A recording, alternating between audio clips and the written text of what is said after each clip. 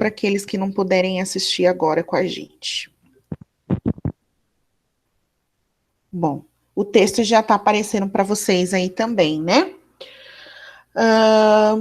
Então, essa temática, né? O capítulo, né? Chama. Deixa eu ver que eu acho que chegou alguém. Olha só um pouquinho. Chegou. Pronto.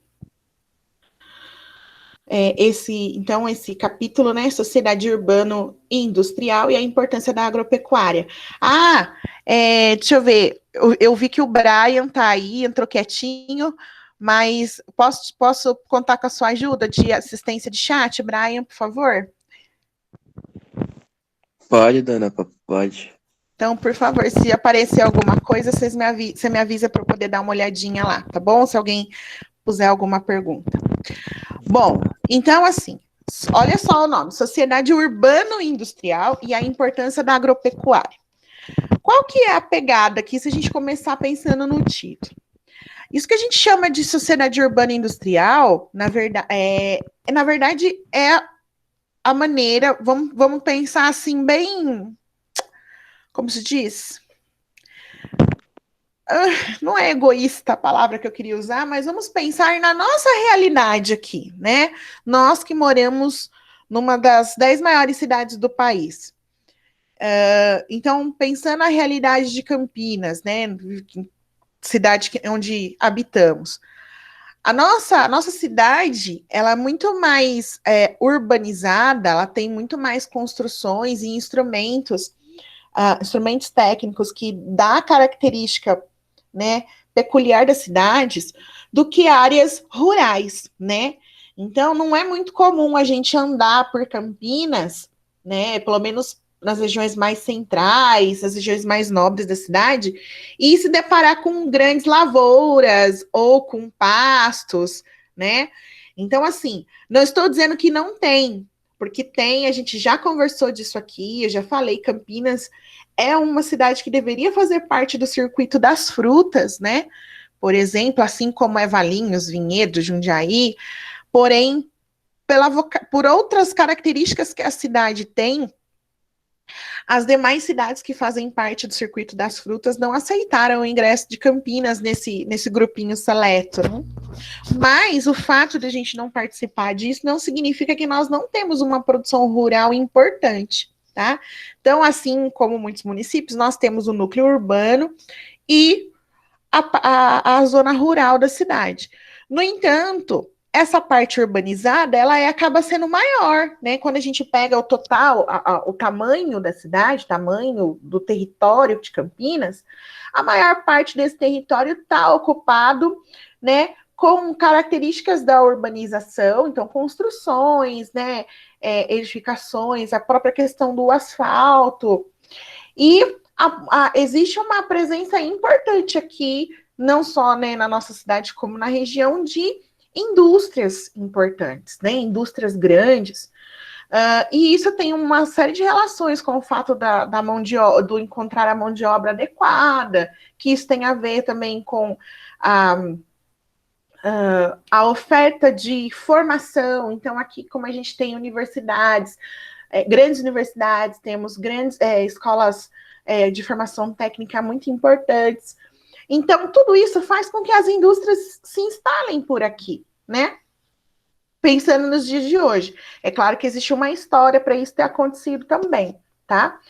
Mas, quando a gente pensa que nós estamos inseridos numa cidade onde a lógica ela está muito mais voltada para essa questão da produção industrial e para o oferecimento de serviços, né, como os serviços de saúde, serviços de educação, serviços especializados como escritórios de advocacia, escritórios de contabilidade, esse tipo de serviço, a gente tem uma questão. Se está todo mundo trabalhando nessas atividades, de onde que vem a comida que entra nas nossas casas e colorem lá nossos pratos, né?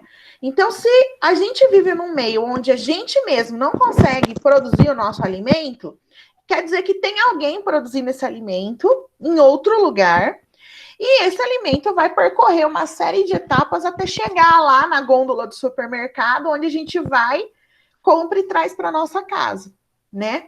Então, a gente parte dessa premissa de que para que todas as outras estruturas existam nos grandes centros urbanos, a gente tem que ter regiões do país, pensando, nós somos privilegiados, né, pensando no Brasil, né, na sua extensão territorial, a gente tem o privilégio de termos bastante espaço para que isso aconteça, né? Para que a gente possa ter uma região mais densamente urbanizada e que ofereça essa série de serviços que eu comentei, mas a gente tem regiões do país que se dedicam a essa atividade agropecuária, né? Que vai passar aí pela questão das plantações, né?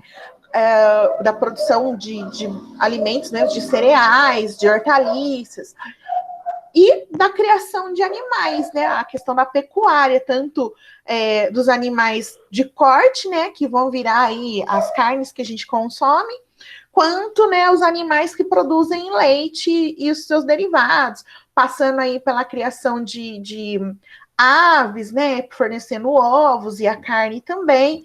Então, assim, a gente tem aqui, a gente está inserido num país onde isso acontece, assim, a gente enxerga isso como sendo o padrão, vamos dizer assim, é o normal. Só que quando a gente olha para outros países que tem, por exemplo, limitação de território, a gente falou há pouco, por exemplo, do Japão. O Japão eles, na verdade, é um complexo ali, é um arquipélago, né? Um complexo de ilhas. O território é muito mais reduzido. Gente, tem alguém que está com o microfone aberto, se puder fechar, por favor. E aí abrir, se tiver dúvida, eu agradeço. Mas voltando aqui, a questão do Japão. O Japão tem essas limitações de território, então, assim, não é que eles não tenham agricultura e agropecuária lá. Tem. Só que se a gente for comparar, por exemplo, a agricultura e a agropecuária do Japão com o que a gente faz aqui no Brasil, assim, tem uma diferença muito grande, né? Por conta aí das limitações de espaço para realizar essas atividades. Bom, tudo bem até aqui, gente? Essa ideia de que para a gente habitar as cidades tem alguém em outro lugar produzindo os nossos alimentos, acho que isso não era nenhuma novidade para ninguém, né? Acho que meio que todo mundo já conseguia ter essa ideia, né? Até aqui, tudo bem, gente? Tudo bem, dona? professora. Sim, tudo bem. Ok, vamos lá. Oi, alguém ia perguntar? Não, professora. Desculpa. Então vamos lá, ó. Então, a gente começa falando da ideia aí da participação da agropecuária no comércio mundial. Bom, a gente tem que fazer aí uma relação. Bom, peraí, estou atropelando as coisas. Primeiro, deixar muito claro o que vem a ser isso que a gente chama de agropecuária, né? Então, sim a criação, o cultivo, né, de alimentos dos mais variados que vão abastecer os mercados aí mundiais em algumas situações. A criação de animais, que também é voltado para a alimentação humana. A produção de matérias-primas, como, por exemplo, o algodão. A gente não come algodão, mas a gente produz uma série de produtos a partir dessa planta, né? E também a gente tem algumas plantas que vão nos ajudar no processo de geração de energia, né? Seja a energia elétrica, seja a energia através de motores de combustão, né? Como, por exemplo, a cana-de-açúcar, né?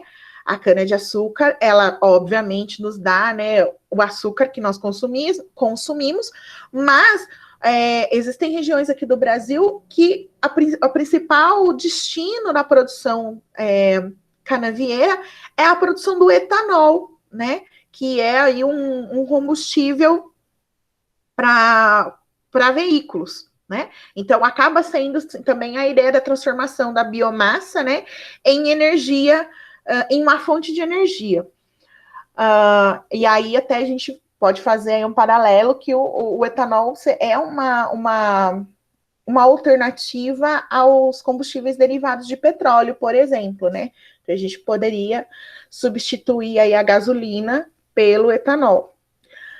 Bom, então, tendo claro isso, que a agropecuária tem a ver com a produção destes serviços, né, desses produtos que tanto vão atender a alimentação quanto outras necessidades humanas, a gente vai partir para essa ideia de que teve um momento do mundo pós-revolução industrial, isso é importante também dizer, né, que começam os adensamentos urbanos.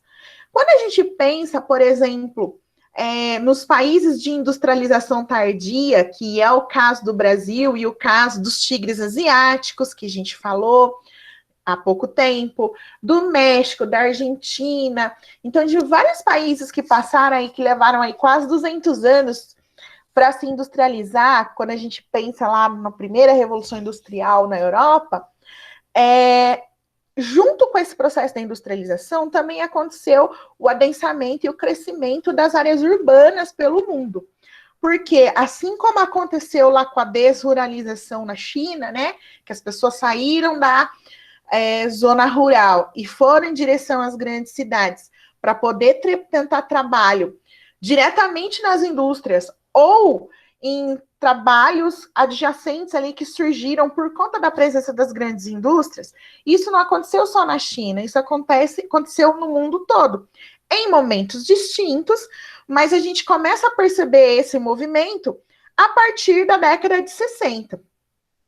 Então, a partir dos anos 60, as pessoas começam a sair das zonas rurais e buscar os grandes centros urbanos, buscando essa perspectiva de poder trabalhar na indústria.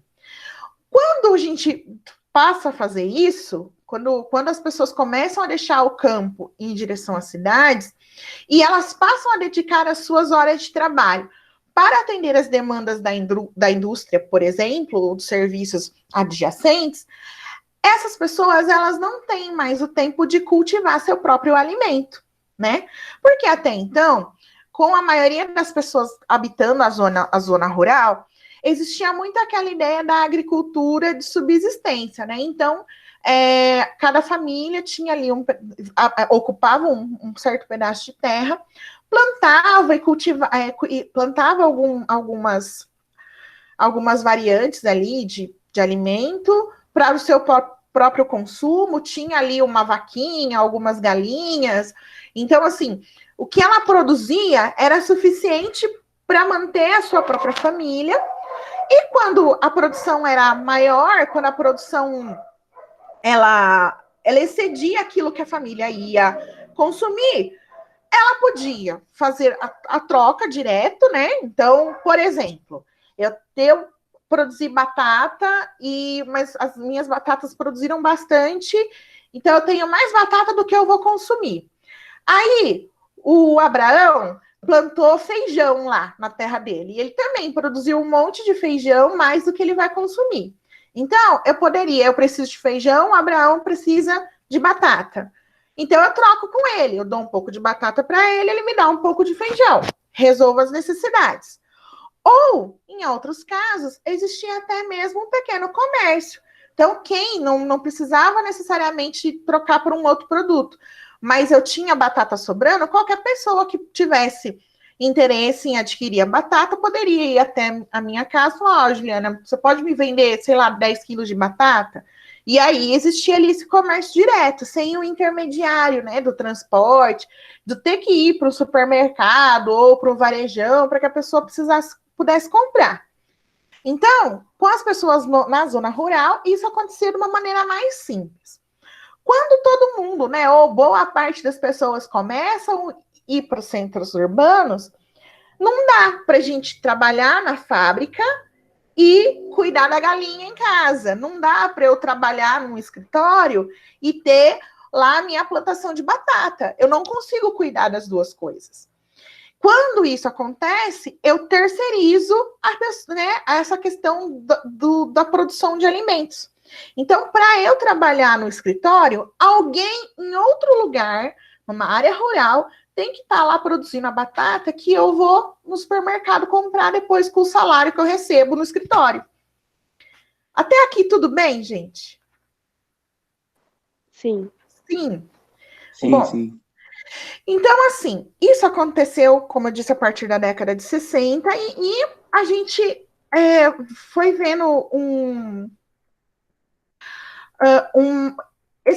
essa atividade econômica, que no fim das contas tornou-se uma grande atividade econômica, tomando força com o passar dos anos, porque os centros urbanos continuaram crescendo, a demanda por alimentos também foi crescendo, e então, para atender todo mundo que vivia na cidade, o campo precisava produzir cada vez mais e mais.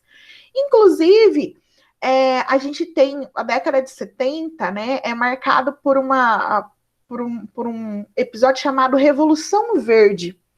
A Revolução Verde, ela traz uma série de inovações para o campo, como o desenvolvimento de adubos para melhorar o solo, de agrotóxicos, né, e pesticidas que ajudavam a combater as pragas que atacavam as lavouras, fazendo com que a produção aumentasse.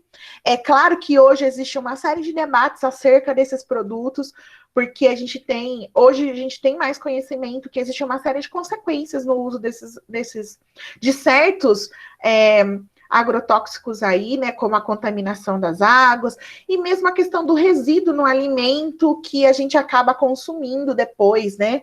Existe aí um estudo que fala que por ano a gente consome nos alimentos quase 2 litros de agrotóxico. Então, por mais que a gente compre, a gente lave, a gente limpe, prepare direitinho, a gente ainda incorre nesse consumo sem querer, vamos dizer assim, é um consumo involuntário como eu posso dizer, destes componentes químicos que a gente sabe que alguns hoje a gente conhece que causam uma série de problemas de saúde.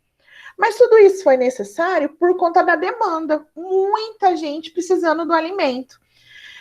Então, num primeiro momento, foi a solução encontrada. Posteriormente, a gente vai identificando os problemas associados ao uso desses insumos químicos. E hoje a gente, na verdade, a gente observa toda um movimento que tentando fazer a gente consumir os chamados produtos orgânicos, né? Que são produzidos de maneira mais natural, sem o uso desses agrotóxicos. Mas isso também é um debate para um outro momento, tá? Mas aí, o que eu quero trazer para vocês aqui é essa ideia de que todo esse movimento de crescimento começa a partir dos anos 60, mas a OMC mostrou que aí nesse período de 10 anos, entre 2006 e 2016, a exportação de produtos agrícolas aumentou 70% de maneira geral no mundo, tá? Exportar é aquilo, né? Eu produzo, então vamos pensar, o Brasil produz e vende para outros países, certo? E aí eu vou falar bastante do Brasil nesse ponto, porque nós somos um grande exportador de produtos agropecuários. Né? E aí também dá para a gente conversar de um monte de coisa, inclusive de atualidades acerca desse assunto. Então, aqui a gente tem, né, um gráfico que mostrando para a gente a exportação de cereais. Primeira coisa, povo, o que é cereal? Não vale falar que é o sucrilhos Kellogg's. Quando eu estou falando lá da plantação, que plantas são consideradas cereais? Vixe. Vou deixar Essa pra eu vou estar deixando. Eu acho que arroz é uma delas, não é? O arroz é um cereal. Quem mais? Eu acho que todas que são grãos. Não sei. Isso aí. Os grãos são cereais, né? Em sua maioria aí. Então, a soja, né? Que a gente não pode esquecer ela, porque a soja talvez seja a principal commodity brasileira. Trigo? A soja, o arroz, o milho, o trigo, né? Então, esses produtos são cereais aí que entram nessa estatística das exportações. Apesar aí que nem já comentei em outros momentos com vocês, a questão do trigo, por exemplo, que nós não somos autossuficientes para abastecer o mercado interno com trigo. No entanto, né, existem alguns produtores que ainda preferem vender para outros países, deixando a gente desabastecido, que faz com que a gente compre dos nossos vizinhos, né? É aquela história da lógica de não atender a demanda interna por conta aí das variações de preço. E aí, como eu disse, nós vamos chegar, por exemplo, no atual debate acerca do preço do saco de arroz, tá? Mas vamos lá, devagarinho, que a gente... Dona, rapidão, Oi. tipo, alguém aqui da sala da aula mexe pelo celular, o Meet? É porque o Meet atualizou e eu não sei onde que fica o chat agora. Eu acho que alguém mandou mensagem e eu Ó, não presta vi. atenção. Meu Alguém Sabe mandou as vai três nos acontecer. 3 bolinhas? pontinhos. Ah, tá, Sei. pode falar. Aí na hora que você Ah, apertar as três bolinhas aí, vai aparecer mensagem na chamada. Ah, achei. Ah, valeu. Ficou muito ruim Pronto, mesmo dona, pelo resolvido. celular. tá bom, Brian. Mas tudo bem, agora você falou do chat, eu vim olhar, acho que é o Gustavo, né, que falou do milho aqui também. Mas vamos retomar, então. Opa, peraí. Então, aqui nesse gráfico que está assim, meio torto, aparecendo meio torto na tela para vocês, a gente tem aí a produção e o aumento das exportações. Então, desde o início, lá, 1961, até o ano de 2014. Se a gente for ver, essa estatística aqui já está um pouquinho defasada, né? Mas são os dados mais recentes aí disponíveis para a gente nesse momento. Bom, então, assim, ao longo dos anos, a gente viu aí uma alta, né? Uma gigante alta nessa produção de cereais, batendo aí quase os 3 bilhões de toneladas ali em 2014, né? E as exportações, elas não aumentaram, digamos assim, na mesma proporção que aumentou a produção. Mas mesmo assim, esse aumento de produção já foi um aumento de exportação já foi extremamente expressivo, tá? E aí tem uma série também de fatores que fizeram com que esse aumento da exportação acontecesse, tá bom? Bom, as commodities. Então, isso aqui é muito importante ficar claro, porque entender commodity vai fazer a gente entender a flutuação dos preços dos alimentos que nós, brasileiros, consumimos na hora que a gente vai lá no supermercado e vê uma garrafinha de óleo de soja custando mais de R$ 7, né? Eu não sei se vocês, como tá aí a circulação de vocês, se vocês têm saído, acompanhado a família de vocês no supermercado, mas se não tem, converse uma hora, né, com quem costuma fazer supermercado em casa e pergunta o que eles andam observando que está assim custando muito além do que a gente estava habituado até alguns meses atrás, né?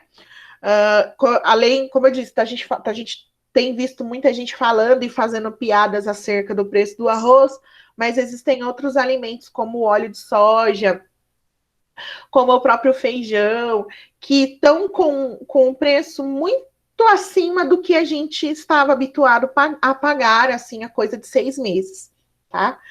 Então, isso tem relação com esse processo das commodities, tá? Então, assim, para poder comercializar esses produtos agrícolas de maneira entre todos os países do mundo, existe um intermediário, vamos dizer assim.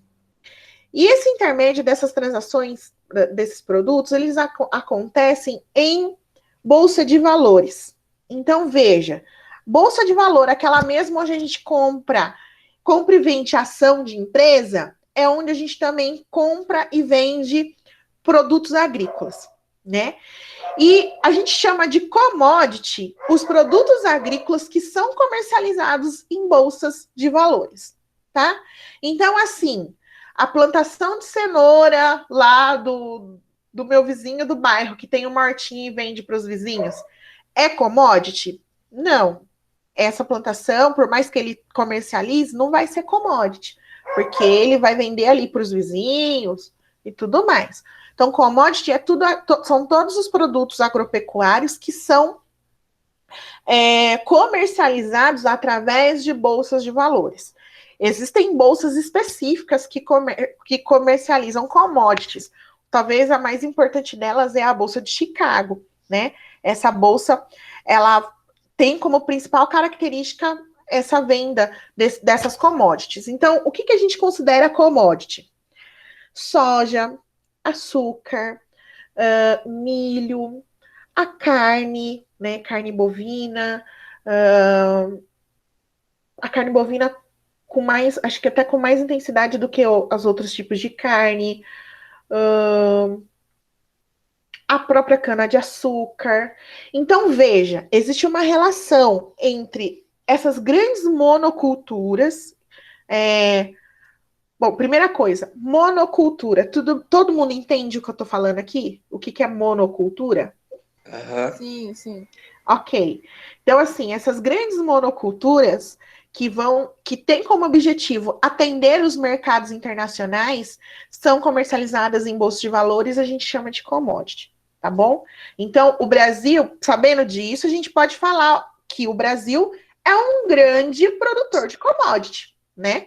Porque a gente trabalha muito, né? O Brasil produz muito desses produtos que são comercializados em bolsas de valores, certo? Talvez aí a mais, a popstar das commodities brasileiras é a soja, né? Essa mesma que fez a gente ver tantos bichinhos morrerem queimados nos últimos dias aí nos incêndios no Pantanal e na Amazônia, né? Professora, Oi. o Pedro perguntou no chat se petróleo é considerado commodity. Tá. Existem alguns recursos naturais, né, de exploração extrativista, né? Então, daquela ideia de que está pronto lá na natureza e a gente só vai e retira. Então, existem alguns minerais que são também comercializados como commodity. Então, por exemplo, o minério de ferro é uma commodity. O petróleo, Pedro, seguindo essa lógica, a gente também poderia chamar de commodity. Só que o petróleo, por todo o valor econômico, estratégico e geopolítico que ele representa, ele acaba sendo comercializado de uma outra maneira, tá? Pela lógica do que a gente está definindo como commodity, a gente pode considerar o petróleo commodity. Mas, como eu disse, pela relevância que esse produto tem no mundo, no aspecto econômico, no aspecto estratégico e no aspecto geopolítico, ele acaba tendo uma tratativa um pouquinho diferenciada. Porém, a gente comercializa também em bolsa de valor o petróleo, tá? Mas o que eu quero dizer é que existem outras instituições, vamos dizer assim, que se envolvem nesse processo de compra e venda do petróleo, como, por exemplo, a OLP, né, a Organização dos Produtores de Petróleo. Então, não, perdão, é a OPEP, estou confundindo as siglas. A OPEP é o conjunto dos países, dos maiores produtores de petróleo no mundo. Então, meio que são eles que ditam as regras dos preços em cima desse recurso mineral. Então, quem faz parte da OPEP? Então, os países árabes ali, né? Arábia Saudita, Emirados Árabes, aquela galera que tem petróleo, né? Saindo pelo ladrão. A Venezuela, que é também um grande produtor de petróleo no mundo. Os Estados Unidos, a AVA, né?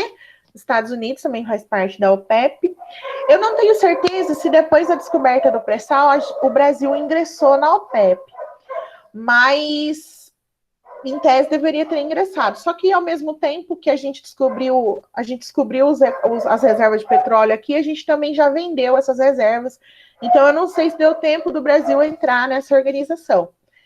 Mas apesar, como eu disse, só para finalizar, pela lógica a gente pode considerar como sendo uma commodity, só que as relações com o petróleo, elas passam por outras instituições diferentes dessas que os produtos agrícolas passam.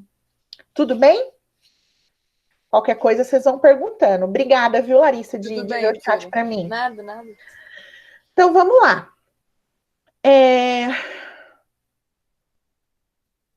Voltando aqui na questão das trocas das commodities, né? O preço desses produtos, pessoal, passando aí pela Bolsa de Valores, elas vão influenciar numa série de outros produtos e acabam refletindo em toda a cadeia econômica, né? Porque boa parte desses produtos ou são alimentos básicos ali para atender, né? Seja o consumo humano, seja a criação de animais, ou dizem respeito a produtos que são matéria-prima para uma série de setores industriais. Então, quando existe uma variação, uma flutuação desses preços e os preços desses produtos sobem demais, a gente começa a notar outros produtos que sofrem com a alta a alta de preço desses produtos, dessas commodities. Então, por exemplo, aqui eu vou fazer então o paralelo com o que nós estamos percebendo nos nossos supermercados aqui no Brasil, né? A questão do preço do arroz e a questão do preço do óleo de soja, por exemplo. Por que diabos está tão caro comprar arroz? Por que diabos está tão caro comprar óleo de soja?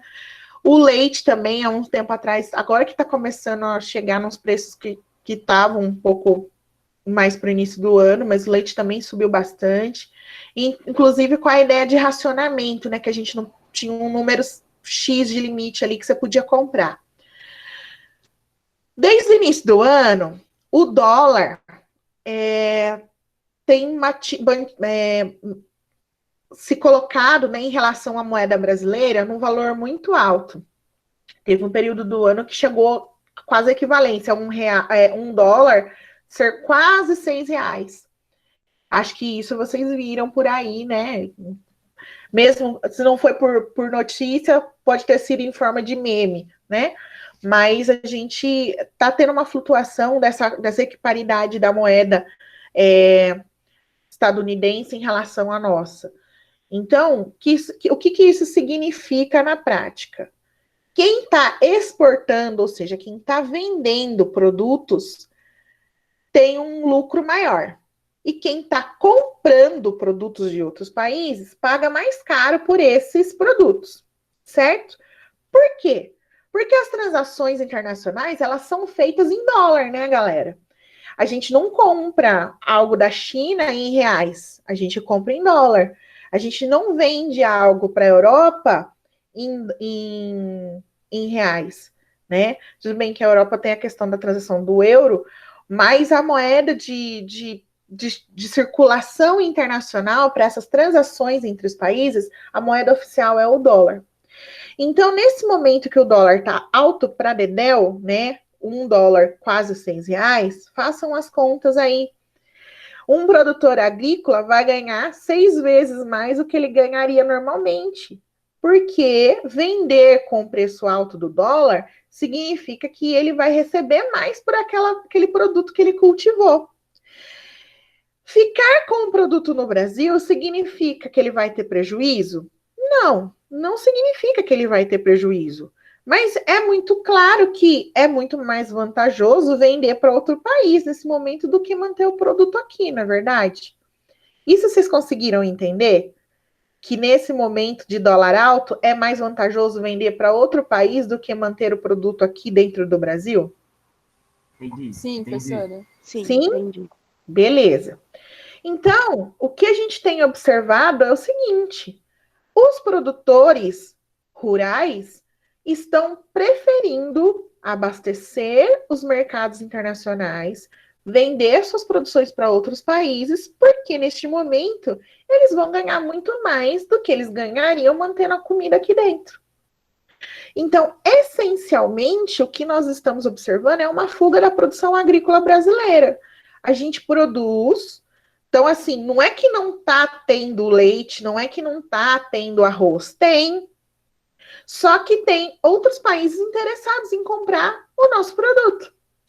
E nesse momento, né, na hora de colocar ali, vamos pensar friamente a cabeça não é a cabeça de uma pessoa, não. É a lógica do capitalismo, galera.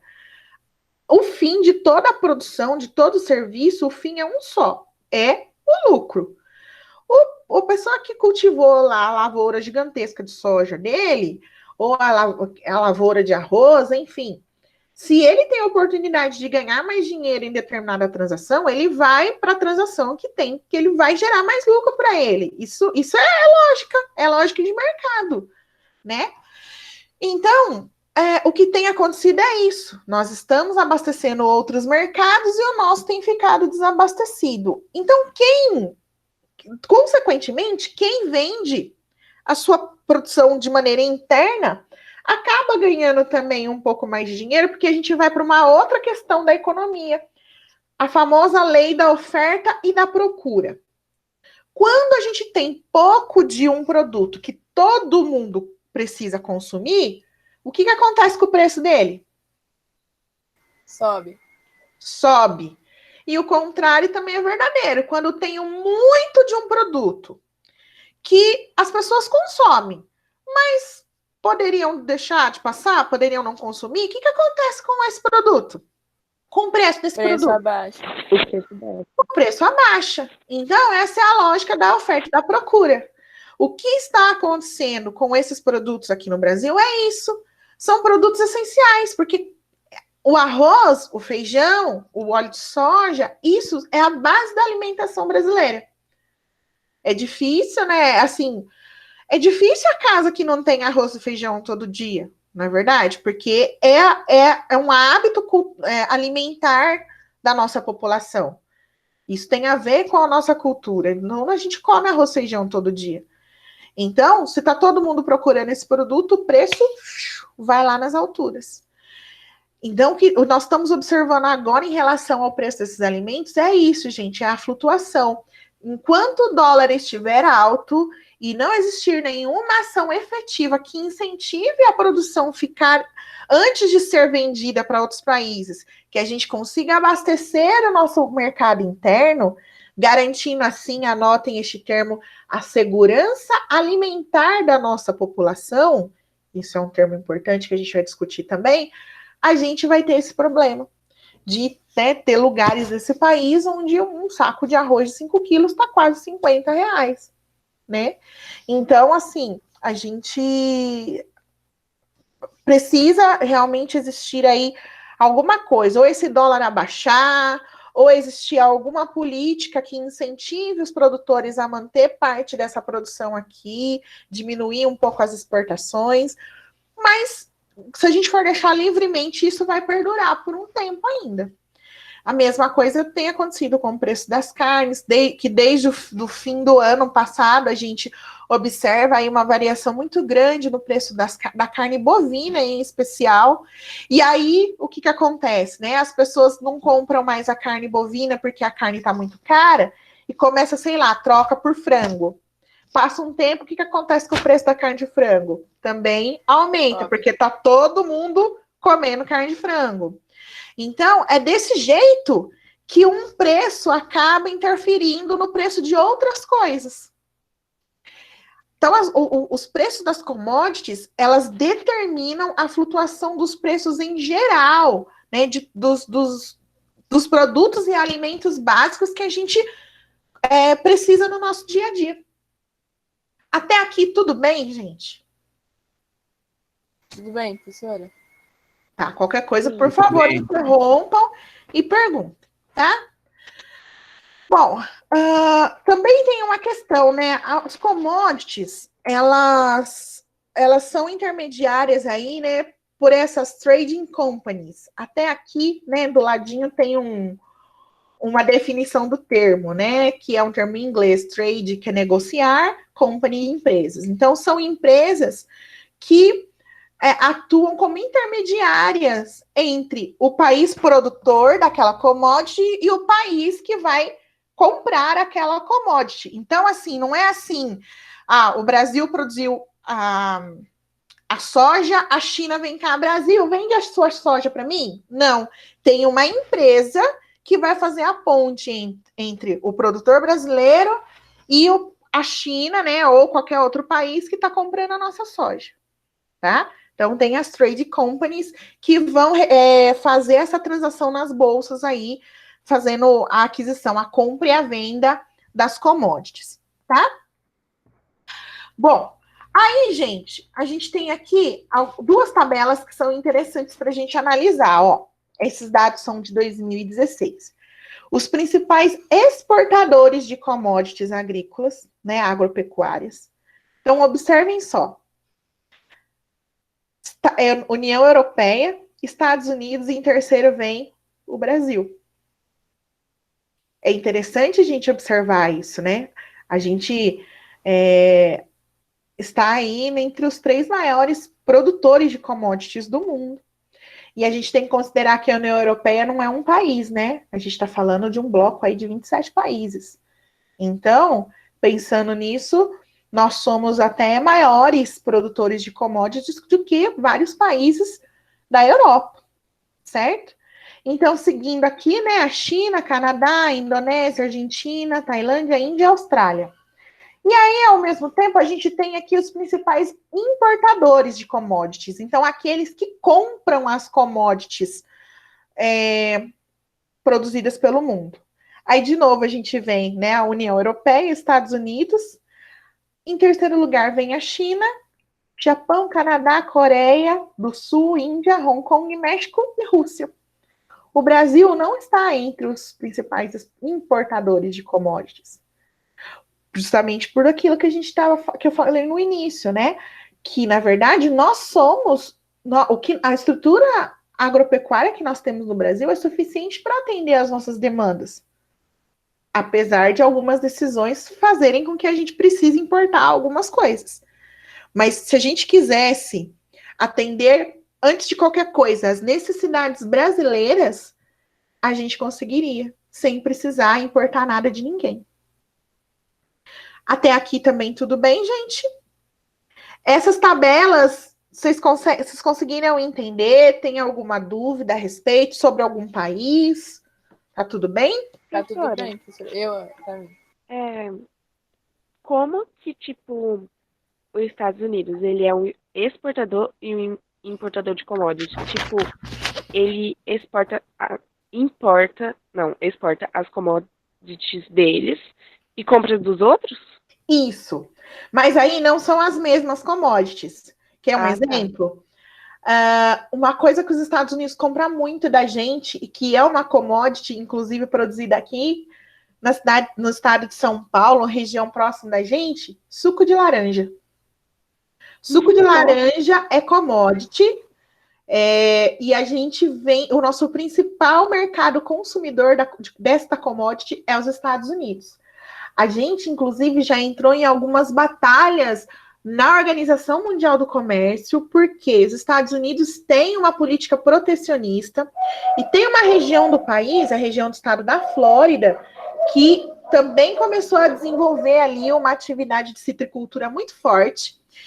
E quando os Estados Unidos perceberam esse potencial dessa região do país, eles começaram a subsidiar a produção de laranja da Flórida. Quando eles fizeram isso, o que aconteceu? O preço do suco de laranja produzido nos Estados Unidos ficou mais competitivo, né? Ficou mais barato, prejudicando assim a venda do suco brasileiro. Só que como o subsídio agrícola ele é uma prática proibida nas regras do comércio internacional, o Brasil teve que ir, né, para o fight. Foi para a Organização Mundial do Comércio, denunciou essa prática e conseguiu reverter a situação. Então, nesse sentido, eles produzem algumas coisas e eles compram aquilo que eles não produzem, as commodities que faltam para eles atender ali as demandas da sociedade estadunidense. Tudo bem? Tudo bem, entendi. Então tá bom. Então vamos seguir, gente. Opa. Ah, não, tá certo. Peraí, deixa eu vir por aqui que... Tá. Vamos lá. Commodities agropecuárias, uso da terra e indústria de alimentos. Gente, uso da terra é uma coisa que é complicada da gente conversar, porque assim, o uso da terra, uso do solo, existem até teorias acerca da ideia do solo criado, quando a gente fala da perspectiva da ocupação urbana. Quando a gente está falando do uso da terra para a produção de alimentos, para as atividades agropecuárias, elas vão ter uma relação direta também com a ideia do mercado de commodities, né? Porque quando um país decide basear a sua economia, basear fortemente a sua economia nessas produções agrícolas, agropecuárias, ele está comprometendo, com certeza, o uso, boa parte do seu território para poder realizar a produção. Nossa, agora essa frase vai ficar esquisita, a produção dos seus produtos, né? Mas a produção agropecuária. Então, o que acontece? A gente vai sempre fazer esse vai e vem, né? Quando a gente começa com esse processo da produção agrícola para atender as demandas dos centros urbanos, a gente não imaginava que as cidades fossem crescer tanto, né? Que essa ocupação urbana fosse ter essa expansão tão significativa, as populações aumentariam tanto, e, consequentemente, a necessidade por alimentos e produtos agrícolas que são matéria-prima para atender outras demandas da sociedade, fossem acompanhar esse crescimento. Então, num primeiro momento, a gente tinha ali uma área ocupada com essas atividades, que era essa área, esse volume de terra, ele não comprometia outros aspectos, como, por exemplo, a manutenção de áreas de mata nativa, por exemplo, né? A partir do momento que esse crescimento começa a ficar um pouco, como eu posso dizer, perigoso do ponto de vista aí do que não é talvez a preocupação que esses produtores e os órgãos que regulam essa atividade econômica deveriam ter, começa-se a comprometer áreas que deveriam continuar sendo áreas de vegetação natural. Quando a gente pensa por exemplo, na realidade brasileira, a região sul, ela sempre foi, né? Então, os estados do Rio Grande do Sul, Santa Catarina e Paraná, eles sempre foram estados onde essa produção agrícola, né, seja tanto a agricultura quanto a pecuária, sempre foram atividades econômicas muito presentes e muito fortes. Com a Revolução Verde, na década de 70, produtores dessa região sul começaram a enxergar, por exemplo, na região centro-oeste do país, a possibilidade de ocupar aquelas terras com atividades agropecuárias, né? Tanto a questão aí da criação de gado, né, da pecuária extensiva, quanto a mecanização da lavoura, porque a região centro-oeste é formada por grandes planos, né? Então, são grandes áreas que não têm desníveis consideráveis, onde facilita a mecanização da lavoura, que é o quê? Substituir a mão de obra por maquinário. Então, eu coloco ali um trator que vai substituir o trabalho de 40 pessoas, né? Tudo isso acontecendo, e o que a gente chama de fronteira agrícola, né? foi se expandindo. Então, trocando em miúdos, o que é isso? O que é a fronteira agrícola? É justamente a direção para onde essas terras que são usadas para as atividades agropecuárias vão aumentando, vão crescendo, vão se expandindo.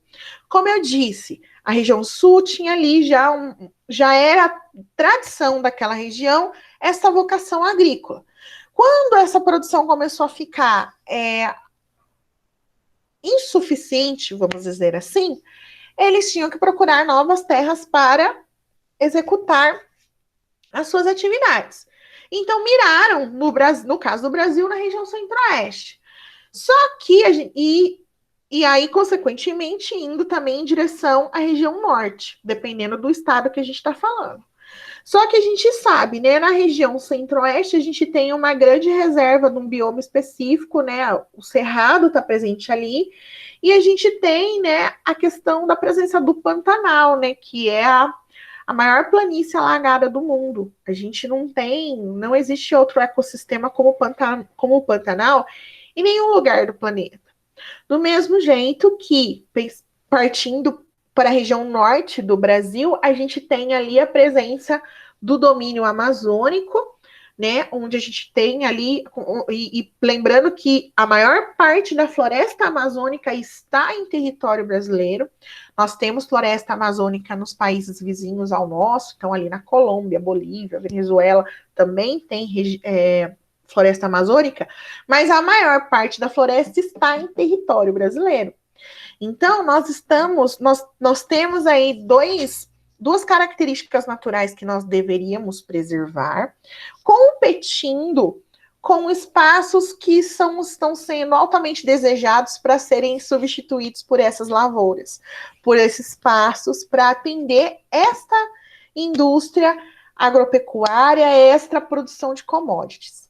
Então, veja que a gente pode falar que a gente está vivendo um conflito de interesses quando a gente pensa essa situação?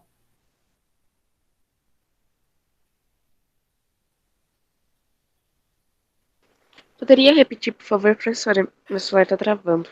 Posso repetir. Quando a gente fala que nós temos aqui no Brasil, né, a gente observa que a fronteira agrícola caminha em direção à região centro-oeste, em direção à região norte, e nessas duas regiões nós temos biomas, né, específicos que a gente deveria lutar até o fim para preservar. Eu posso dizer que a gente tem um conflito de interesses aí? Sim, muito. Por quê? Porque tem o interesse de eu começar a usar aqueles lugares para lucrar com dinheiro, com as coisas, a agricultura e tudo mais, só que também eu vou estar mexendo com o patrimônio, tipo, destruindo florestas e tudo mais. Tem, tipo, prós e contras. E aí tem que escolher qual que vai usar. Pois é. E aí, essa escolha aí que é complicada, né? Porque, tudo bem, eu tenho ali uma atividade econômica que é extremamente importante para a manutenção da economia do Brasil. E, ao mesmo tempo, eu tenho a responsabilidade de preservar, ou pelo menos teríamos, não é verdade? A responsabilidade de preservar essas regiões que são únicas no planeta, né? Então, como resolver? Como chegar num meio termo, né? Então, na verdade, se a gente for analisar friamente tudo isso que nós vimos nos últimos meses, principalmente em relação aí ao desmatamento na floresta amazônica e esse show de horror que foram as queimadas no centro-oeste, atingindo ali a área do Pantanal, e a gente não pode esquecer do ano passado, né, nas queimadas na Amazônia, que gerou aquele anoitecer às 3 da tarde aqui no estado de São Paulo, acho que todo mundo lembra, né, porque a gente estava na escola e era 3 horas da tarde e ficou tudo escuro, e ninguém sabia direito o que estava acontecendo, né, a gente só foi ver depois, que aquilo, na verdade, era tudo fumaça vindo pelo mesmo caminho dos rios aéreos que garantem a nossa chuva na região sudeste, essas mesmas massas de ar, essas correntes de vento, trouxeram ali toda a fumaça que estava sendo liberada pela queima da floresta. Então, assim, a gente observa que nesse conflito de interesses, talvez exista aí uma tendência a atender às necessidades aí da produção de commodities, né? Talvez essa escolha tenha sido feita não de maneira escancarada, né? Ninguém chegou e falou, vamos mesmo derrubar tudo para plantar soja, mas a gente está vendo isso acontecer, porque o que acontece, né? O que é uma prática que já é sabida? Existem os incêndios acidentais, né? Então, pedaços da floresta que pegam fogo e não tem como recuperar aquilo. E aí, quando se identifica, faz o controle, apagou a área que foi atingida pelo incêndio, não que ela não se recupere, ela se recupera, mas leva coisa de 15, 20 anos para voltar a ser o que era. E aí vem aquela coisa, poxa, mas essa terra vai ficar ali tudo queimado, parada, né, todo esse tempo para ela se reconstruir, por que a gente não passa a usar ela para atividade agrícola? Porque eu posso ali fazer intervenção, corrigir o solo e começar a plantar, né? Pelo menos a gente dá um uso para essa terra que, infelizmente, já foi atingida pelo incêndio. Então, já existe essa prática do, pegou fogo mesmo, então vamos usar para agricultura. E aí, quando a gente observa esse movimento, né, de tantos incêndios, que aparentemente, né, ao que indica, parece que, pelo menos o que estão tentando falar para a gente é que foram acidentais, foram coisas que as forças que deveriam combater não deram conta de combater, e no fim de tudo foi um grande desastre, faz a gente pensar nesse outro aspecto. Poxa, o que vai ser dessa terra que foi queimada agora? O que vão fazer dela? Vão tentar recuperar para voltar a ser o que era, ou ela vai virar mais um pedaço de terra agricultável? É claro que a gente tem que observar a cena dos próximos capítulos, mas eu jogo aí para vocês pensarem a respeito disso, tá? Bom, e aí, aqui, essa parte do texto está falando aquilo que eu expliquei no começo, que como a gente não planta mais os nossos alimentos, a gente consegue o alimento comprando, né? Então, eu trabalho em outra atividade, no entanto, para eu garantir os meus alimentos, eu pego o dinheiro que eu recebo por esse meu trabalho, vou ao supermercado e compro o que eu preciso para sobreviver, certo? Essa é a lógica. E aí, a gente volta a pensar nessa questão da desigualdade do acesso, que é mundial, na verdade, não é uma desigualdade apenas no Brasil, do acesso aos alimentos. Por isso que eu pedi para que vocês assistissem o outro vídeo. Lá vai mostrar para vocês, em termos de números, que o que nós produzimos de comida no mundo hoje é suficiente para todo mundo comer. A gente tem mais de 7 bilhões de pessoas na face da Terra e toda a comida que a gente produz no mundo é suficiente para que ninguém passe fome. Só que, no entanto, a gente sabe que essa não é uma realidade. A gente sabe que em diversas partes do mundo nós temos muitas pessoas em condições de extrema pobreza, de extrema miséria, onde falta o mínimo para sobreviver. A gente não sabe disso?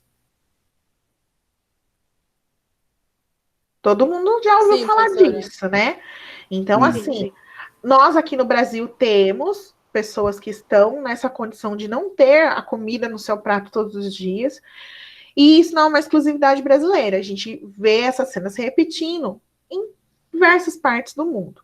A gente sempre associa os países do continente africano nessa condição, mas se a gente for observar, na Ásia, a gente também tem muitas pessoas que passam por essa mesma situação. A gente não pode esquecer que a gente tem aí os 2 maiores países em população no mundo na Ásia, né? A China e a Índia. Então, eu arriscaria dizer até que a Índia possa ter mais pessoas nessa condição de não ter o que comer do que a própria China, tá? por conta das características que a gente já discutiu nas aulas anteriores também. Então, olha só, no cantinho aí a gente tem essa tabelinha que mostra pra gente, em 2017, né, o número de pessoas desnutridas em milhões, né, por continente, né, por região aí do mundo. Continente não, mas por região do mundo. Então, na Ásia, a gente tem mais de 515 milhões de pessoas desnutridas. Na África, 256 milhões. Olha a gente aqui, América Latina, né? Então, né, a gente faz parte desse bloquinho. Quase 40 milhões de pessoas desnutridas. Aí a gente vai para os países aí considerados desenvolvidos, né? Estados Unidos, Canadá e Europa. A gente tem cerca de 7 milhões desnutridas. Oceania, quase 3 milhões desnutridas. Então, assim, existe aí algumas incompatibilidades, né? Porque a gente falando, vamos pensar aqui no Brasil mesmo. A gente está aqui falando desde o início da aula que nós somos um dos maiores produtores de alimentos do mundo. Como que a gente pode estar inserido num bloco de quase 40 milhões de pessoas são desnutridas? Então, assim, onde é que a gente chega? Como é que a gente conclui? O que acontece se o mundo produz comida suficiente para todo mundo comer e ninguém passar fome? Que caramba que acontece que tem tanta gente que passa fome no mundo? Alguém pode dar alguma ideia? Ah, uma das ideias é a pobreza, né? Que a maioria das pessoas não consegue pagar pelos alimentos suficientes para uma boa alimentação. E também o negócio de, igual a gente estava falando antes, que as pessoas, tipo o Brasil, pensar mais em exportar os seus alimentos do que conseguir cuidar da própria população. Exatamente. O que regula o acesso das pessoas a essa produção de alimentos que a gente tem no mundo hoje é o acesso que essas pessoas têm ao dinheiro, né? Ao poder de compra, de adquirir esses alimentos. Então, mesmo com tanto alimento que é produzido no mundo hoje, a gente encontra as pessoas que não têm garantido ali o mínimo para sua subsistência diariamente, porque elas estão excluídas desse processo capitalista, que é o ter o dinheiro para poder ir ao supermercado, comprar a comida e consumir. Então, é a desigualdade social, é a falta de acesso ao alimento, não é a falta do alimento. A gente produz a comida, mas as pessoas não têm acesso porque muitas vezes elas não têm dinheiro para adquirir esses alimentos. Ô, então, professora, oi. que nem aquela menina do BBB falou lá naquele dia lá, que não falta pão, falta divisão. É. Filósofa. Pois é. E assim, o que a gente observa, na verdade, e a questão da divisão, na verdade, ela está totalmente ligada a vontades políticas, né? Então, a gente nunca vai conseguir promover essa divisão, né, de verdade, enquanto essa divisão gerar uma série de conflitos políticos. Vamos fazer um paralelo com a realidade que nós estamos encarando hoje da pandemia.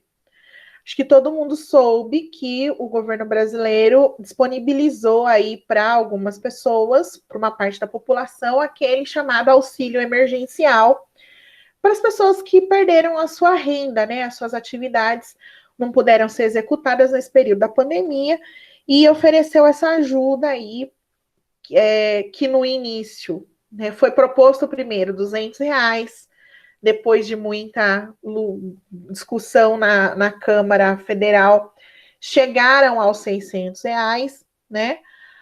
E que, se não me engano, a partir agora de outubro, acho que outubro, novembro, dezembro, esse valor de R$600 foi reduzido para apenas 300. E aí a gente volta naquilo que nós estávamos comentando a respeito do preço dos alimentos básicos que a gente tem observado, né? Então, as pessoas tiveram seu poder de consumo diminuídas por uma série de situações, por conta do desemprego, por conta das atividades estarem proibidas, que nem, por exemplo, pensem em pessoas que trabalham no setor de eventos, de produção de festa, de show, e atividades correlatas a isso. Se não pode ter festa, não pode ter show, não pode ter aglomeração desse tipo, essas pessoas estão sem trabalhar. E como que elas garantem o mínimo, né? Eu acredito também que vocês tenham visto uma série de atividades ao longo aí, né, de reportagens ao longo desse período, mostrando essas situações. Eu lembro que eu vi, não sei se alguém de vocês viu, uma reportagem que passou aqui no jornal da PTV, falando dos motoristas de van escolar. Porque todos vocês em casa, vocês, alunos universitários, alunos de escola técnica, todos em casa. As pessoas não vão continuar pagando, né, um serviço que elas não estão usando. Apesar que existiram, sim, situações, pelo que eu lembro, mostraram ali, né, existem famílias que continuaram pagando pelo serviço, respeitaram o contrato, mas a gente sabe também que tinha família que não tinha como manter esse pagamento. Como que essas pessoas estão vivendo? Se o trabalho delas era transportar vocês para a escola. Então, assim, a gente tem uma série, a gente começa a observar, tem uma série de pessoas que tiveram a sua renda comprometida. Então, não tem, o dinheiro está faltando. A gente vai no supermercado, o preço das coisas estão um absurdo. Como garantir a segurança alimentar de uma população que está passando por dificuldades como essa? E aí também essa ideia que eu falei para vocês prestarem atenção nesse termo, segurança alimentar. Gente, eu insisto, assistam um vidinho que eu postei no grupo. Lá também vai falar do que é a segurança alimentar. É sim garantir o mínimo que as pessoas, né, de alimentação, que as pessoas tenham acesso à alimentação digna, que seja suficiente para mantê-la existindo, né? Mas também tem a ver com a questão de que não é qualquer coisa que a gente pode dar para as pessoas comerem. A gente tem que respeitar os hábitos alimentares, a gente tem que respeitar hábitos culturais. E tudo isso faz parte da questão da segurança alimentar.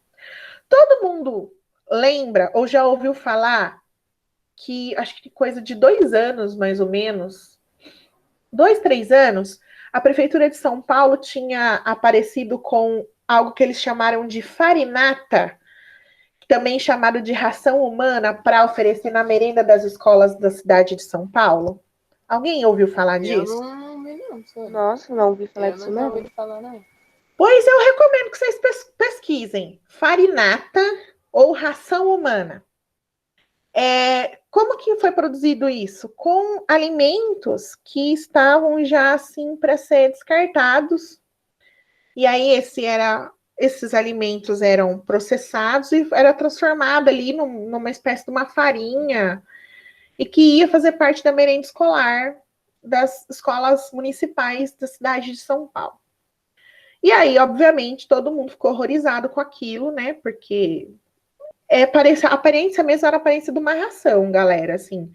Sério, se vocês tiverem curiosidade, recomendo que vocês pesquisem depois. E isso gerou um grande debate em cima dessa ideia da segurança alimentar. Então, porque a criança que está na escola, muitas vezes, a gente sabe também que muitas famílias que passam por essa situação de insegurança alimentar, a merenda escolar acaba fazendo esse papel importante de garantir uma boa refeição no dia, pelo menos para a criança. Isso é uma política, é de conhecimento de todos, do papel que a merenda escolar tem na segurança alimentar dos brasileiros, por exemplo. E aí, quando eles propuseram essa ideia de fazer essa espécie de ração para dar para as crianças, todo mundo começou a debater isso. Como assim a gente vai dar esse tipo de coisa para as crianças comerem na escola, né? Então, tanto polemizou na época que a ideia não foi para frente, tiveram que deixar isso para lá porque não fazia sentido, né?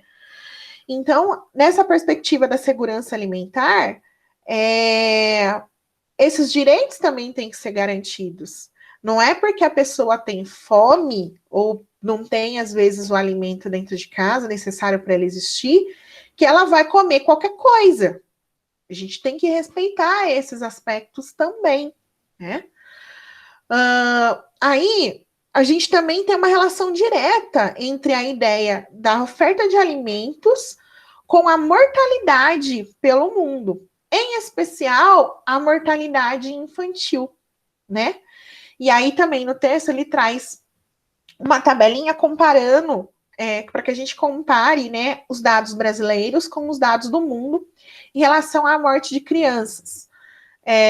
Nesse período aí, 2015, 2020, aí eles separam, né, de crianças de 0 a 1 ano, que é o que a gente chama realmente de mortalidade infantil, né? Acho que vocês estão lembrados do ano passado, quando a gente falou de demografia. E aí também eles fizeram uma outra comparação, né? De 0 até 5 anos, então crianças até 5 anos que morrem no mundo, muitas vezes em consequência da desnutrição. Então, veja, ó, no mundo, a taxa é de 31 por mil, né? Esse símbolo aí com 2 zerinhos na parte de baixo, ao invés de ser o porcento que a gente está acostumado, é por mil. Então, a cada 1.000 crianças, 31 morrem em consequência aí da desnutrição no mundo. No Brasil, esse índice é de 13. Então, a cada 1.000 crianças, 13 morrem em consequência aí da desnutrição. Quando a gente vai para a outra faixa, esse número aumenta um pouco, né? Tanto no mundo quanto no Brasil. Então, a cada 1.000, 43 morrem, e a cada 1.000 no Brasil, 15 morrem. Então, assim, eu sei que é meio redundante ficar falando disso, porque a gente sabe que para existir, a gente precisa de alimento, precisa de água, precisa de acesso ao mínimo a serviço de saúde, né? Mas ainda assim, a gente observa pelo mundo, e infelizmente no Brasil também, esses números que são considerados altos, gente. É muita criança que morre por falta desses cuidados básicos, e a alimentação, ela passa por essa, como uma das características que levam ao óbito dessas crianças. Então, assim, tudo isso está ligado com as escolhas que são feitas para garantir essa segurança alimentar das pessoas, tá? Então, também vai ficar aí como reflexão para vocês isso. E aí, para a gente ir finalizando, né, que nós estamos no finalzinho, tem aí as causas dessa insegurança alimentar. O que é que causa? Por que falta comida para as pessoas? Então, pelo mundo, a gente pode considerar, assim, as zonas de conflito e as guerras. Realmente, nesses lugares é mais difícil garantir a alimentação para as pessoas, a não ser que elas venham através das ajudas humanitárias. O desperdício de alimentos, né, que vai desde a questão da maneira como a gente manipula essa comida em casa, até os processos de produção e de transporte. A gente tem a questão das mudanças climáticas, que dá para a gente falar muito a respeito, porque com as mudanças climáticas nós estamos mudando também as zonas agricultáveis do planeta.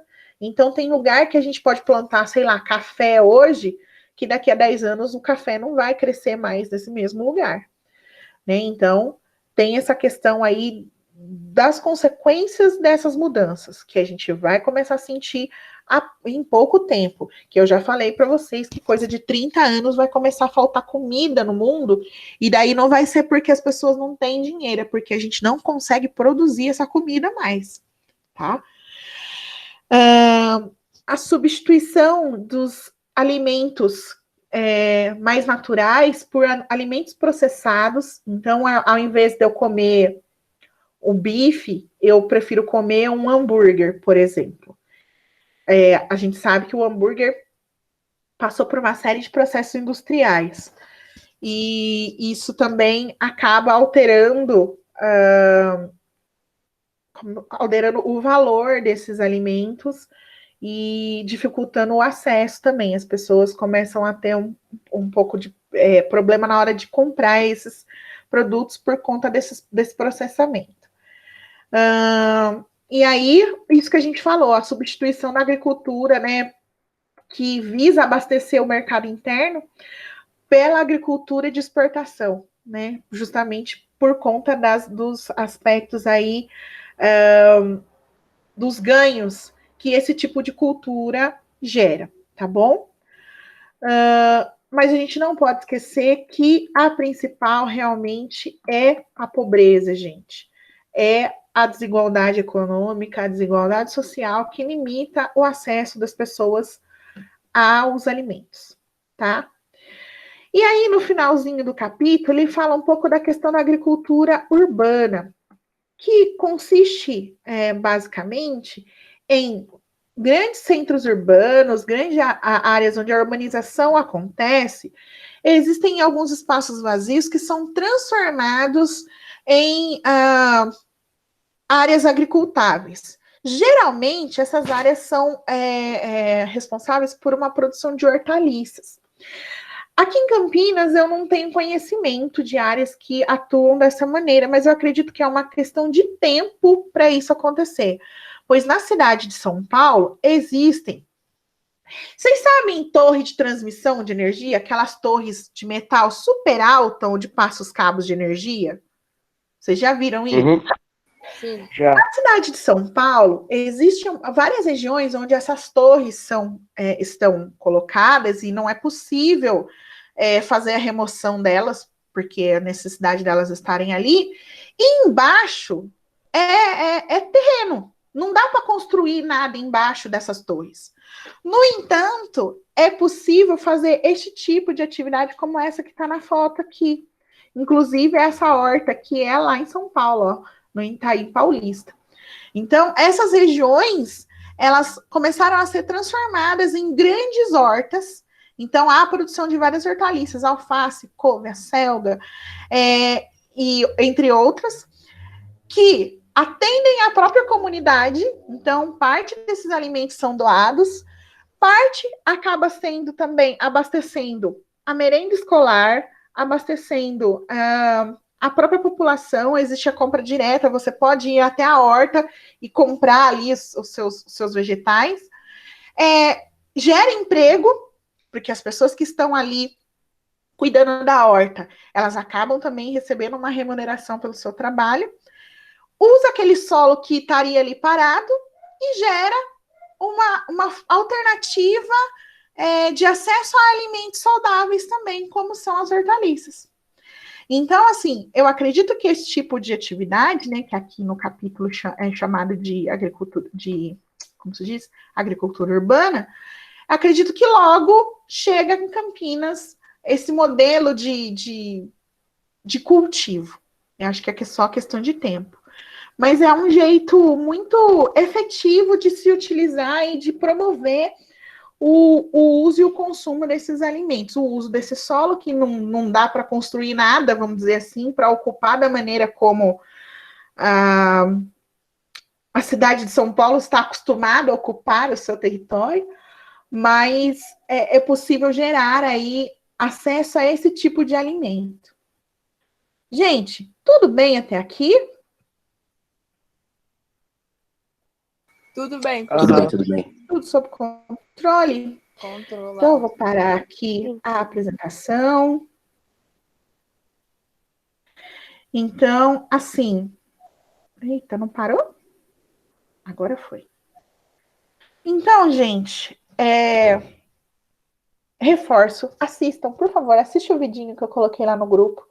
Se vocês ficaram chocados com algumas coisas que eu falei aqui, vocês vão ficar bastante impressionados com o vídeo também, de ter essa noção de como a gente desperdiça comida e de como isso afeta a vida das pessoas, e como a gente poderia...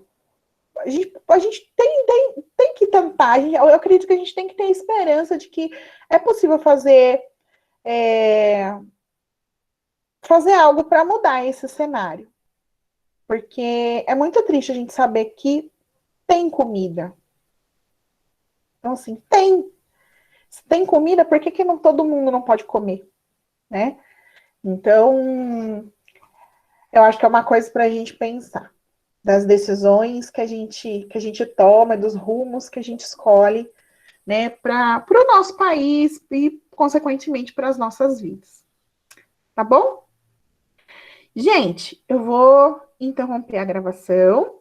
Alguém tem mais, antes de eu interromper, alguém tem alguma pergunta, alguma dúvida? Acho que não, né? Não, professora. Claro. Não, tranquilo. Então, vou interromper aqui.